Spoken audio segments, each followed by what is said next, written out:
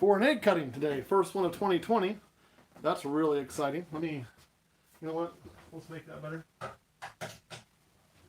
little bit. Let me try to, getting worse. There, that'll probably do it. Ooh, did not do it. Man. You got an idea. Hey, this will do it. We're getting some weird lighting, so thought I would just flip sides out the window, but lighting will be better. So let me grab my stuff and come right over here. So what we're going to be doing today, guys, you know what? When you think you have everything ready, oh, I do have everything ready. There it is. We're going to be cutting everything ready but the lighting, right? Excuse me.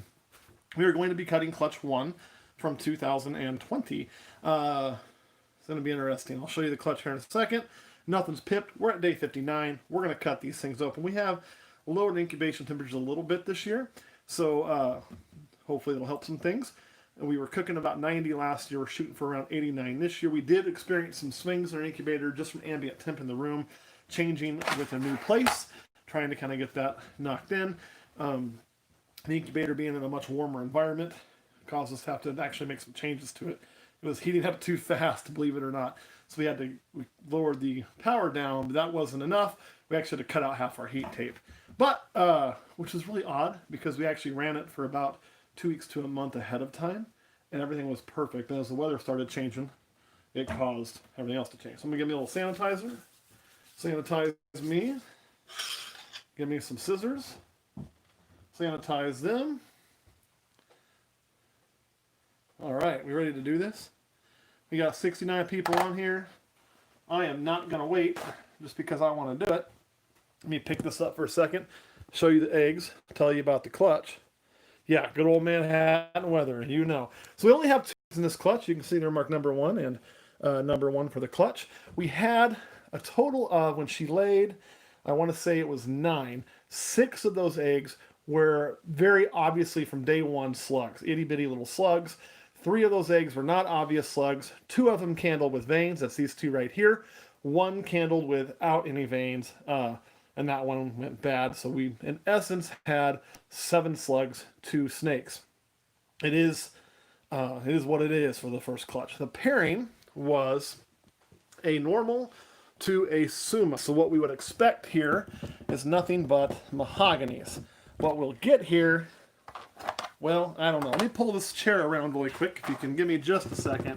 That way, hopefully I can look and see what you guys are seeing while we do this.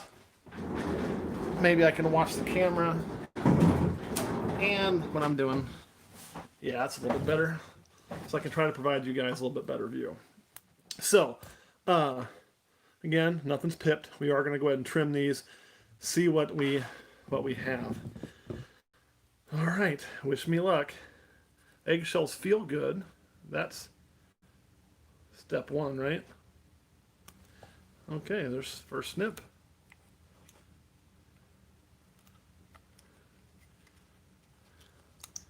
For those of you that don't know, I'm not going to cut a huge hole. I just want to check the babies, make sure they're fine. See what we got in here.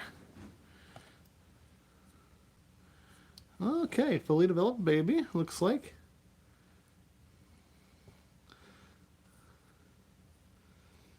Okay, now, let me cut a little bit more for you there.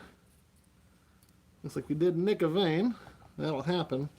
Now, you're going to say it looks really normal-ish, but what we should have, if the dad is who we think it is, no retained sperm, is 2 mahoganies. So, that one looks like it could be a mahogany. So that's good news. Give it a little touch. So let you guys see a reaction if possible.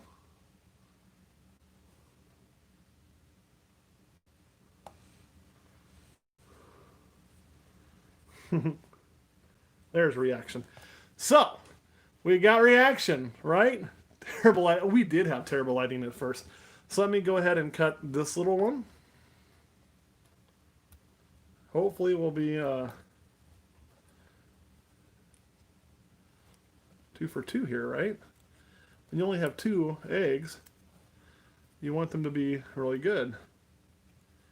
Again, as long as we don't have any retained sperm going on, which this is weird.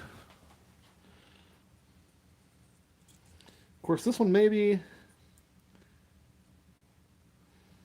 Okay, unfortunately, golly, this is not how you necessarily want to start the year, I don't think.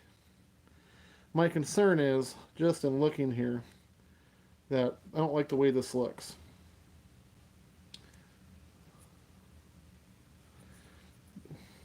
Actually, I don't know what the hell's going on.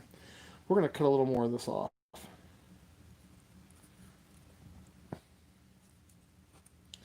Because this one looks to be underdeveloped. And it actually looks like two entirely maybe different animals in there. So let's see what we got going on here.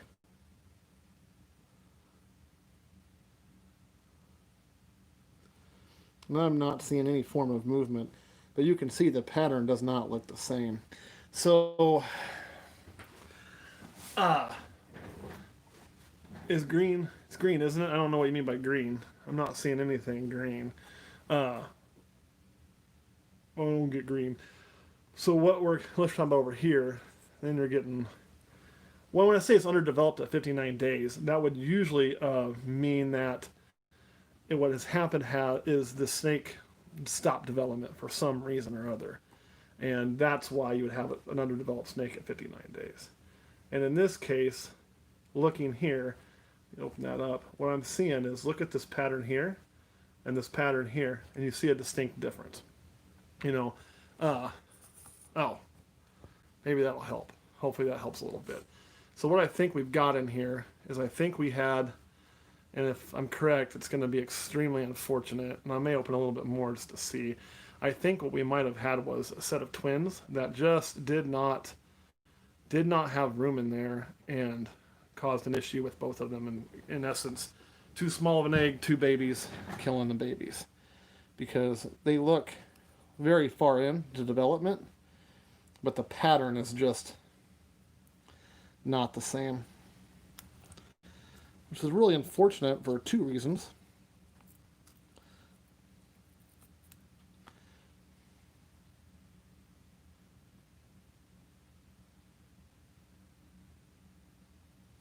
Let me show you guys what I'm seeing here. Lily's pets, I'm not going to hurt these animals. Trust me, I don't think it's possible. What I mean by that is I think we're dealing with some... So there, you guys can see a little better what I'm talking about. And you can see those look like two very distinct animals, right? I mean, those do not look the same at all. Curled around the side. Oh, excuse me. However, I'm not getting... this would have been my first set of twins. Yeah, that's definitely what I see going on there. That sucks terribly. And I don't think either one of them are alive. Now, the weird thing is, too, that pattern here doesn't look like the pattern here, which makes me wonder, trying to see if I can feel any reaction at all. And I'm not. I'll tell you what we're going to do. We're just going to make sure really quick. I'm going to basically do something I don't typically do. We're going to go full J. Brewer on these. Now this is a situation too, had I cut maybe day 55, maybe we would have been better off, right? But it doesn't, well, before I cut all the way open, I want to make sure that what I'm seeing is correct. Put you over there.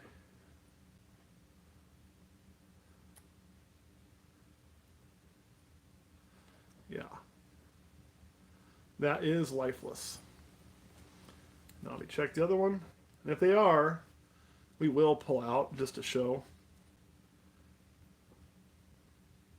You know what? Maybe they're not twins. Maybe it's just one that developed bad. Let's see what we got going on here. So it is definitely lifeless. Very unfortunate. What we might be looking at is just some tail pattern that's different. Which would be actually less confusing in this case.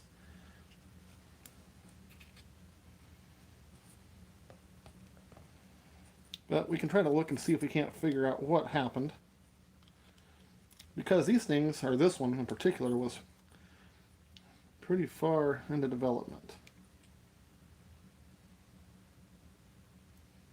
There's your issue. So it was just a tail pattern and a funky pattern snake. So I don't know if you can see what I'm seeing, not twins. Ooh, you about got an up close personal look. But it looks to be that what happened was, I would imagine our head got stuck down in there. See that? Where it is? Hopefully you can see what I'm talking about. So we'll go ahead and get that out of there for you. I'll show you the snake. Golly, that's a bummer.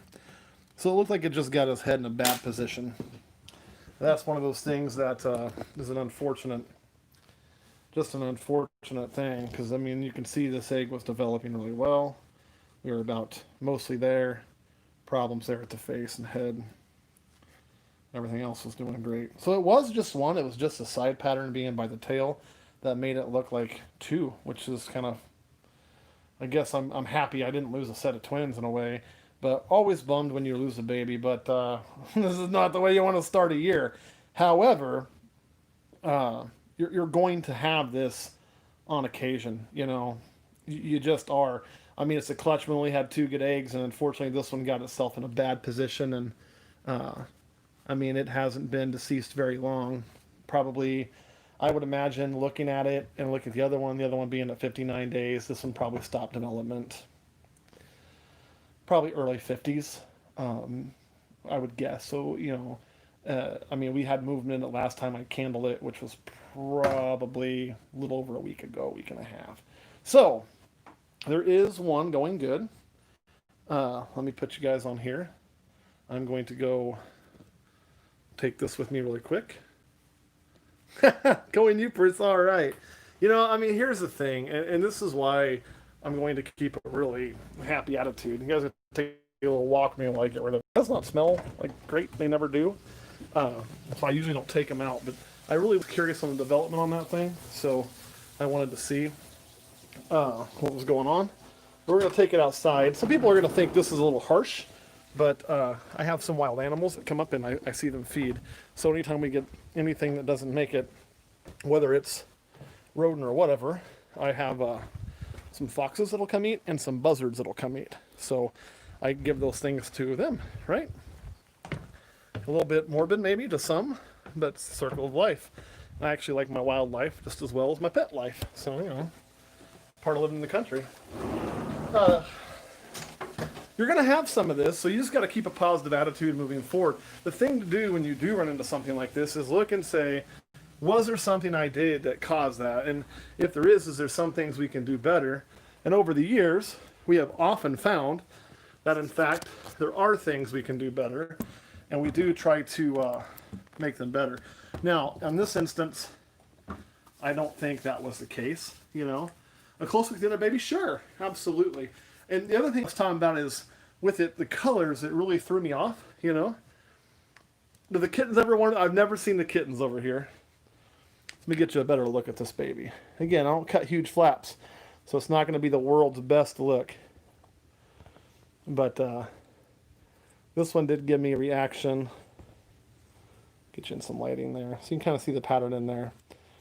And I'm going to bet that one is a mahogany. One of the last things to develop is color. So that other one being so light makes sense now, you know. It makes sense. I'm going to get rid of that egg in a minute. I'll put it outside too because something will eat that because of the yolk content.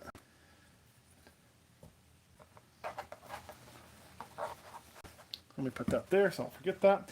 So that is kind of where we're at. Well, that's good. I'm glad that the Zephyr's doing good. For those who don't know, Anna has one of the kittens that we had outside. So we have a feral cat that does produce kittens about once a year, you know, and I'll get to that. That's a good question, Matthew. And has a really basic answer, actually, this time around. So, like, we gave her one of our kittens. We always find them homes, and then we usually let a couple grow up around here because they do help keep the rodent population I don't want outside my house down. But some of them go south. Yes, it was the Patreon clutch. However, don't fret. Uh, we've got another one for you guys too. I always take good care. Plus, we'll have a special every month anyway. It just guarantees some of the genetics that you guys want. So, and we do have more Suma stuff hopefully coming. He's bred to about 3 females. Now, on to why I didn't feed that to the gator. That is a very excellent question, and it comes down to the gator's pretty full right now. So, since he's pretty full right now, I'm not overfeeding him. That's all it was. Otherwise, had he not had a little bit of an extra meal already this week, if I hadn't overstuffed him, I would have fed it to him. But I mean, I don't. He's a garbage disposal to a certain extent, but I still can't go crazy with him. So he's kind of been put on a hiatus till feed day, which is actually tomorrow. So I probably could have went ahead and given him that, but he's been fed about twice a week lately. I think he's probably in a total of about 3 rats this week. So I wanted to not give him extra. He's on no treats right now. And I'm also wanting to get him on, so I'll probably feed him this week, and I'll probably skip him the next week, and then try to get him a little bit hungry to get him on the chicken legs. I would really like to get him on the chicken legs simply because it's a different food source for him I can provide. And then when people are here, they can feed him something. It's obviously completely pre-killed. And I don't want to feed them chicken. He liked chicken when he was young. He'd get chicken as a treat, little chunks of it. But the best thing for them is something with bone. So I didn't give him any chicken, I didn't give it to him very often because it wasn't on the bone. So now that he's big enough, he could eat a chicken leg, bone, meat, the whole content. I would like to get him onto that. Makes your poops a little better too, I think, less hair content. So that is going to be something we're going to try to do as well with him. So it was mostly just because in my brain, I'm like, I fed him X amount and I wanted to not put too much in him, if that makes sense, Matthew. So, all right, guys. So do you guys have any questions about that after I put this little guy back in the incubator? The next one of these should be coming up in about, I think we're about 7 days away, and it will be an exciting clutch. We have, if you remember, we had 8 eggs from it. 6 out of those 8 candled really well. 2 didn't candle well. Those 2 kind of sucked. So we have 6 viable eggs, because like I say, the ones that didn't candle well most often will go not north. I mean, they're just full size, but they were slugged. So the 6 eggs we have, I just checked the other day. All were movement in them. They were good. I checked the same time I checked this. So they are going to be cut here in about 6 days, I want to say. So do look for another cutting video. I hope it goes better than this one. And that one will be a pastel exanthic to our Zebra Bee. So you are going to see nothing but exanthic coming out. Yeah, right? So be exciting for this. This will still go down as our first mahogany. Here's another little caveat with this. Since this is a Patreon clutch and it will go to Patreon, I will not get to keep it, which is kind of a bummer because I typically like to, if I can find an excuse, keep the first baby of the year. But since that clutch went first, I don't get to. Some other clutches coming in the very near future for you guys really quick. And then I'm going to put that one back in the incubator and slide over to Patreon, as I do expect this girl here to lay any moment. This girl here, this is a pastel head exanthic, I think actually laid. Well, I'll be a monkey's uncle. Look at there, guys. So I see 1, 2, 3, 4, 5, 6, 7, 8 at least in there. Maybe more. That means we did the Patreon video. Maybe I'll prep and pull some eggs while we're at it. I gotta set up an egg tub. So silver lining, because that is a pastel head exanthic to an exanthic, or Zebra Bee. Woohoo! So it's gonna be all right. Another large clutch to go with the last of them. So let me hop off of here. Unless there's any questions, and I'm going to slide over to Patreon and talk to those folks for a little while and go from there. Anything before we go, guys? I'm seeing nothing, so I'm going to go ahead and hop off here and catch you guys later.